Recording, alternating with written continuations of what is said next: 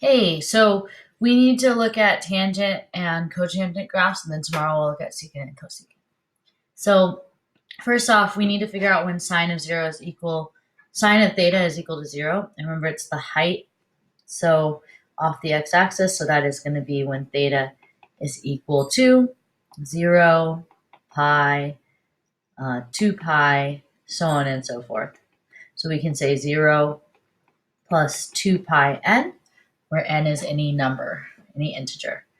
Cosine is 0 at 90, so when theta is equal to pi over 2. 3 pi over 2, 5 pi over 2, so on and so forth. So we'd say pi plus pi n. Oh, sorry, this one is 0 plus pi n. Okay.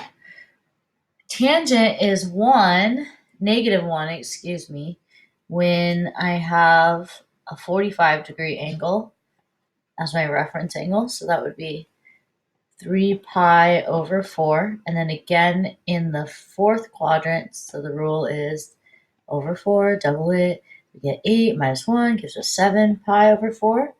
And then we repeat that back to 11 pi over 4, so on and so forth. So what we're doing is taking 3 pi over 4 and adding pi n. Tangent is +1 at 45 degrees, so theta is equal to pi over 4. And then again in the second quadrant at 5 pi over 4, add 4, giving me 9 pi over 4. So we're taking pi over 4 plus pi n. Okay, so the reason why this matters is because tangent has places where it's undefined, and it's when cosine is equal to 0. So when cosine is equal to 0 is when theta is equal to pi over 2 plus every half a rotation, so pi n. Our domain is going to be all real number. Well, basically, x cannot equal where cosine is equal to 0. So pi plus pi n. We're going to say where n is equal to an integer. Tangent has no restriction on its range, so it's all real numbers. The symmetry is that it's odd. It's an odd function, so it's symmetrical about the origin.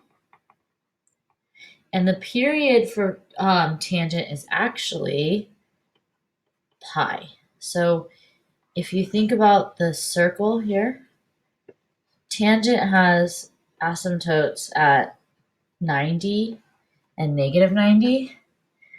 So I basically see all of tangent's ratios from -90 to +90, which is pi units, pi seconds. All right, we have vertical asymptotes whenever we have a domain restriction. So pi over 2 plus pi n.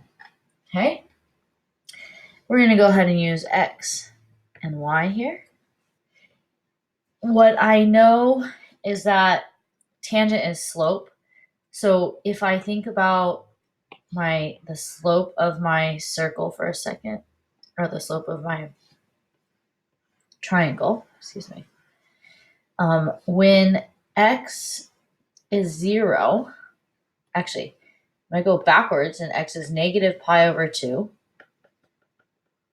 I have an undefined slope, so I have an asymptote. As I move this way, so in the counterclockwise direction, I'm going to skip and say when your angle is 0, the height, or the sine over cosine, would be 0. The slope of your radius is 0. When I get to pi over 2, again, we're going to be undefined. So what's happening inside? So when I move to pi over 4, the slope at 45 degrees is 1. At -pi over 4, this way, right here, the slope of a 45, 45, 90 triangle is, oops, not that, is -1. And then the pattern just keeps repeating on and on. So this is what we do. We graph in our axes. I'm going to go ahead and graph in quarters like normal. So I'm going to go and split it by 2s. And tangent has asymptotes that are split over the x-axis.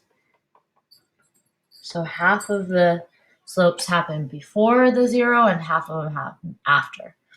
The next thing I'm going to do is graph in the midpoint.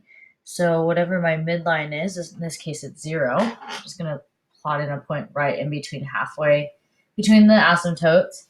And then I'm going to go halfway between that and up to 1 unit. And then, so for a slope of 1. And then I'm going to go halfway in between my asymptote and my midpoint and down 1 unit. That's 1. And then the graph goes like this. It increases in slopes.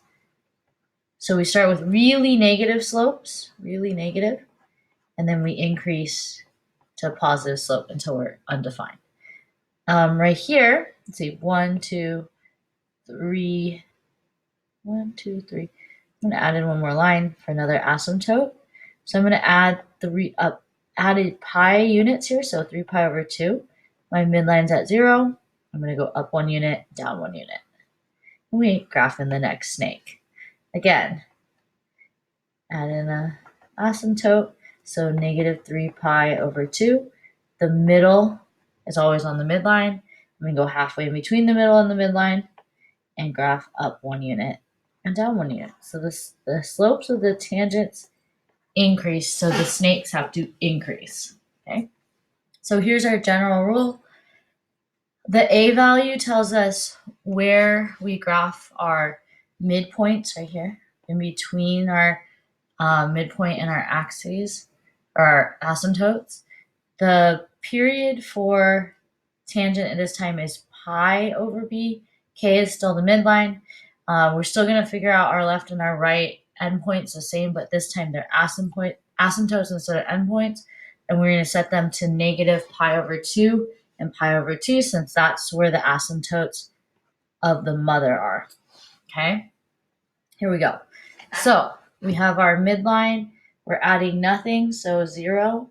I have a 1 in front of my A value, so that's, or for my A value, the period is pi over, in this case it's 1/2. So we end up multiplying by the reciprocal, by 2, giving us 2 pi. So the period is going to be 2 pi this time. We're going to take our input, x over 2, and set it equal to negative pi over 2. I'm going to go ahead and multiply by 2, both sides. And I get x is equal to negative pi. That's my left. My right, I'm going to set x over 2 is equal to pi over 2, positive.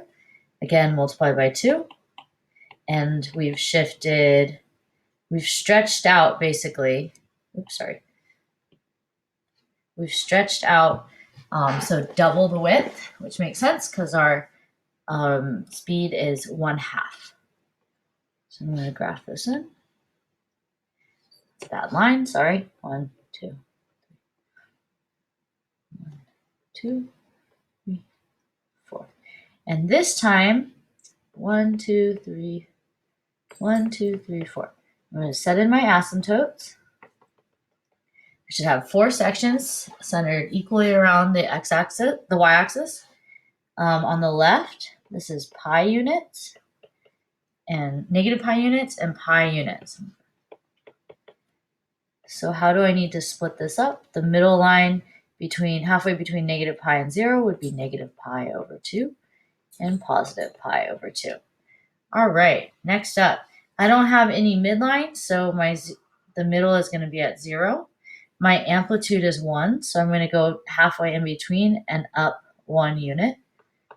And then I'm going to go halfway in between the negative direction and down 1 unit. And then we just graph up. Okay, I'm going to keep the same pattern, 1, 2, 3, 4. Graph in my asymptotes. This time we're adding 2 pi is our entire period, so I have to add pi plus 2 pi gives me 3 pi. So this asymptote is at 3 pi. That means that halfway in between would be 2 pi.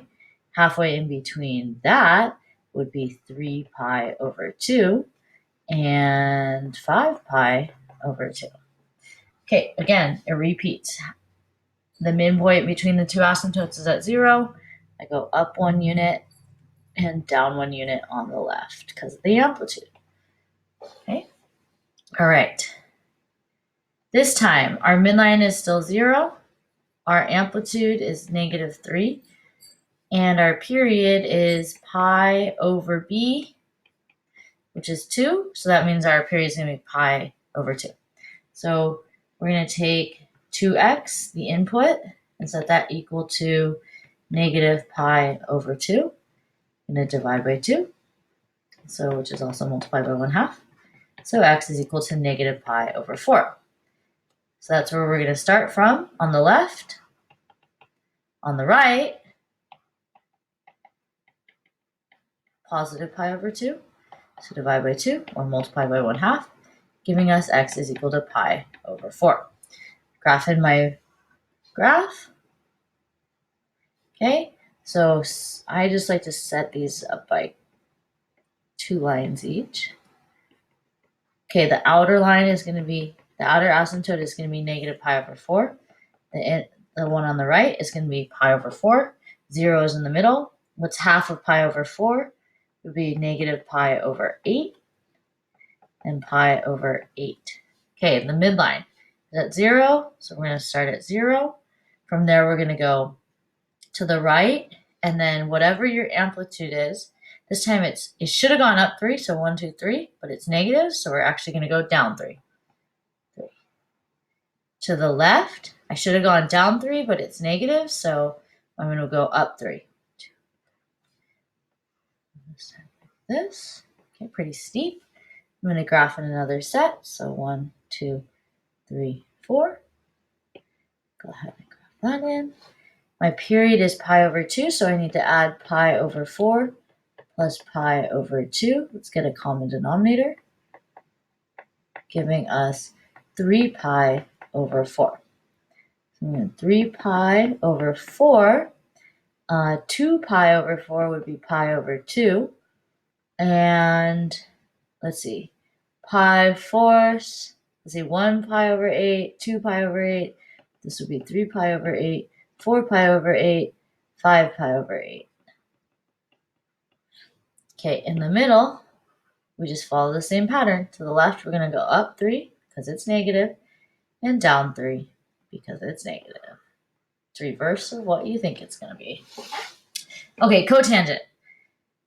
This time we have to look at where sine is equal to 0, which is x is equal to 0 plus pi n, which means that the domain, that's where we cannot divide by anything that's 0, so we're going to have domain restrictions at 0, pi, 2 pi, 3 pi, 4 pi. Okay, the range is all real. The period is pi. We are still odd symmetry, even though it seems funny. Okay, and the vertical asymptotes are at x is equal to pi n. All right, this time, I'm just going to give these to you. So cotangent is nicer. One full period goes from 0 to pi. So half. We're going to split this into quarters, pi over 2, pi over 4, and 3 pi over 4. Okay, at 0, the cotangent is undefined, remember, because of this. And at pi, it's also undefined. Our midpoint is going to be at, so halfway in between, we're going to be at 0. And then cotangents actually decrease.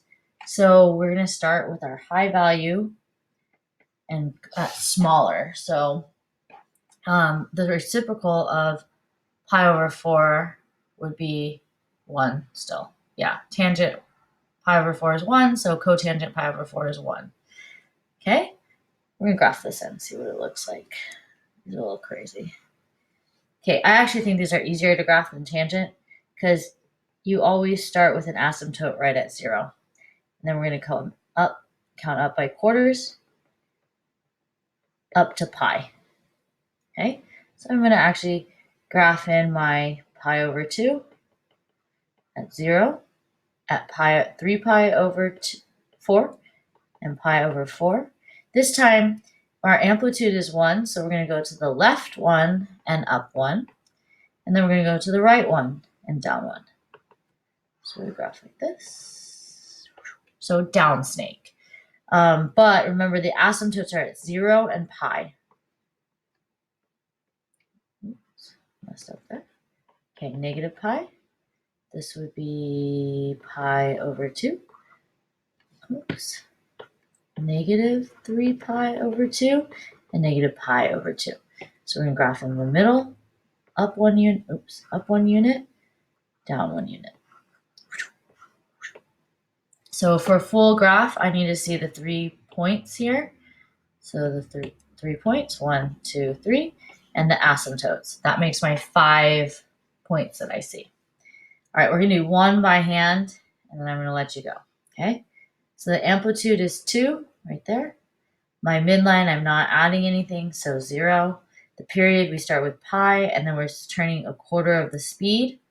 So that gives us, multiplied by the reciprocal, giving us 3 pi. So it takes 3 times as long when I spin a third of the speed.